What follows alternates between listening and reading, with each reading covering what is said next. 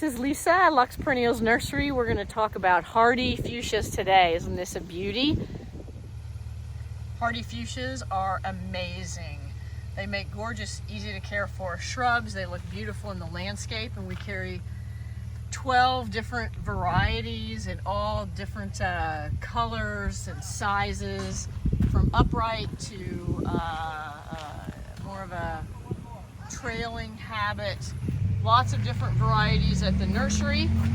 But you know, as fun as it is to see these things in all their great blooms in the nursery, let's check out the garden. So what is a Hardy Fuchsia? The fuchsia, this is a shrubby plant. It blooms non-stop for maybe 5 months, from June until October.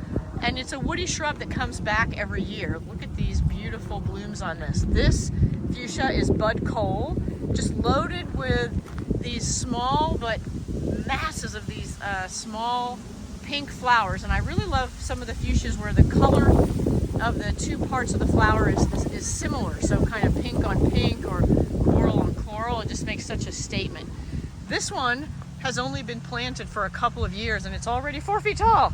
This is bud coal. It is one of the best performing fuchsias in my garden, I have to say. So if you're looking for a large shrub that blooms for 5 months, that's pretty easy to care for, this is a great one. I've got it sitting here next to a hydrangea with purple blooms, and isn't the pink and purple a great combination? You can get that for 4 or 5 months with including the bloom of the hydrangea. Here's another favorite of mine. This fuchsia is called the bronze black cherry. Look at it, it's so cute. It's just covered with these flowers. And if I zoom in close here, you can kind of see it's got a burgundy pinkish top. It's a little deeper than it looks in the picture. And then the bottom there is a smoky plum. And it's just such a beautiful combination. Behind it, actually, are also hydrangeas.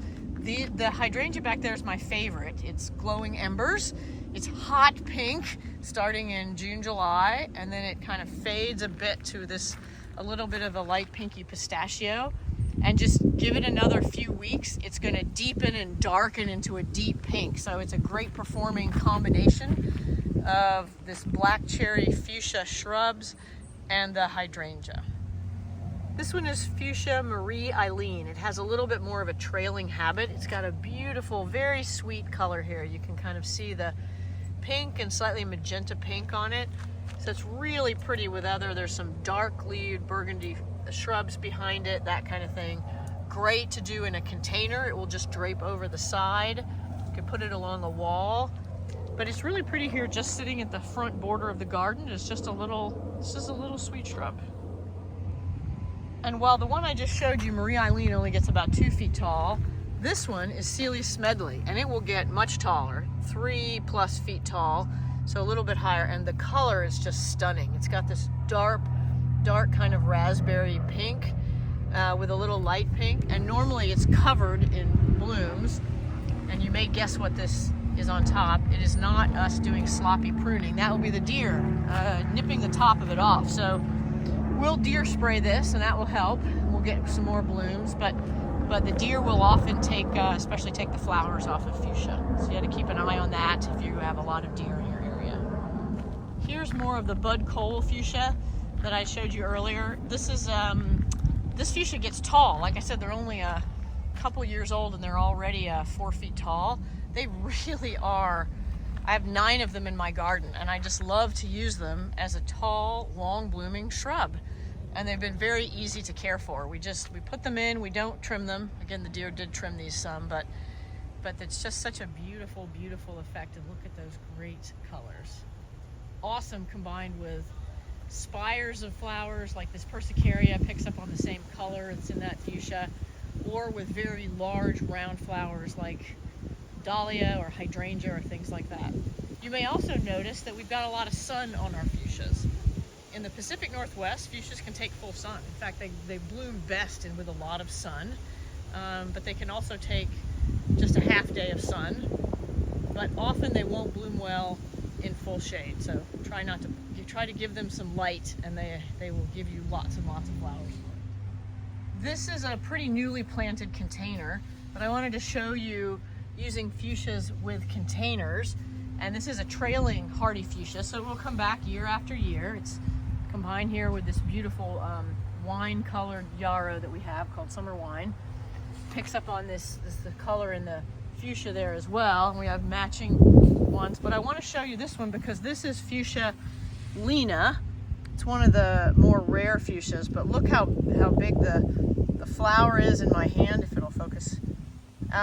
And it's got such great color with the light pink and kind of a plum magenta in the deep color, and then you can do all kinds of fun things to match with that. And it's just loaded with buds. It just blooms and blooms. Just a fun thing to have in containers or in the garden or spilling over a wall.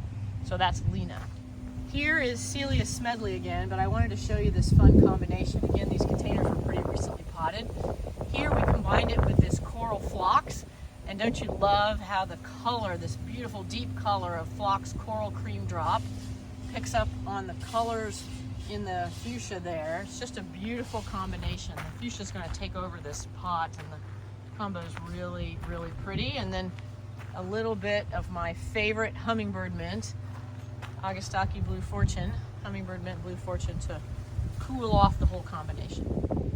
We also have some rare fuchsias. I don't know why they're hard to find, but I haven't really been able to find them anywhere else. I had bought them from a nursery that closed down, and I love this one because it's a small fuchsia. It only gets to be about a foot or so tall and wide, but look at the size of the bloom, and look at these ruffly, it's like a ballet skirt or something, I don't know what, but you can't even, the picture doesn't do it justice. It's this smoky, dark plum, and this vibrant, deep, kind of almost a burgundy pink.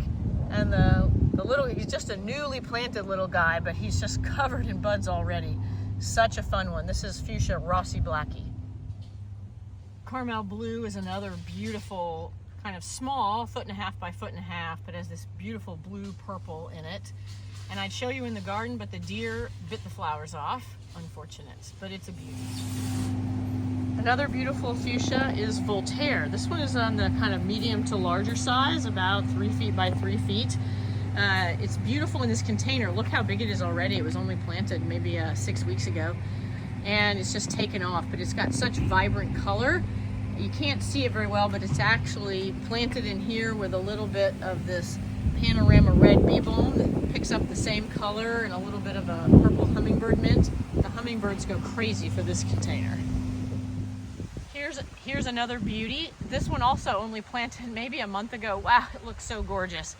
Fuchsia Mangolita, but I'm going to zoom out a little to show you what it's with. So the purple aster, this is purple dome. It's just gorgeous right now, blooming like crazy. There's a beautiful rose here. This one is a David Austin rose in this light pink. It's got that beautiful purple Amistad salvia behind it. And so then it, you fade into this hedge of purple aster. You've got the lavender still blooming. There's geum blooming. There's crepe myrtle, all kinds of things around it. But let's come back to this fuchsia.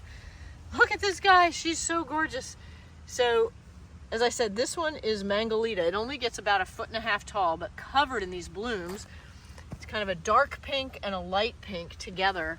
And it's just so pretty with that light pink rose and the shades of purple, and then you get into deeper raspberry pink penstemon ruby, some orange dahlias, and on across the garden. Fun! This is Fuchsia Grona Khan's Glory. Look at the coral on this. This is also fairly newly planted. This will be a shrub about 2.5 feet tall and wide, so we've been doing a lot of redoing a lot of our beds lately, and I've just been choosing to put in a lot of fuchsia, but this is in a bed with roses. So again, it's in full sun. As I said, the fuchsias in the Pacific Northwest like that. Paired with this coral rose, some burgundy of the amaranth in the bed, and as you can imagine, as this fills out, you're just gonna have coral on coral, a little purple, a little burgundy. Beautiful. We'll wrap up our fuchsia talk with showing you what fuchsia budcole looks like when the deer don't nip it. So with a hedge of aster purple dome and all the bees going after that, and then 3 fuchsia budcoles. These were planted maybe 2 years ago. They're already 4 feet tall, covered in blooms. Stunning. You can't beat fuchsias for a long season of color, especially summer through fall. Give them a try if you haven't. We've got lots of great varieties. Thanks, and hope to see you in the garden.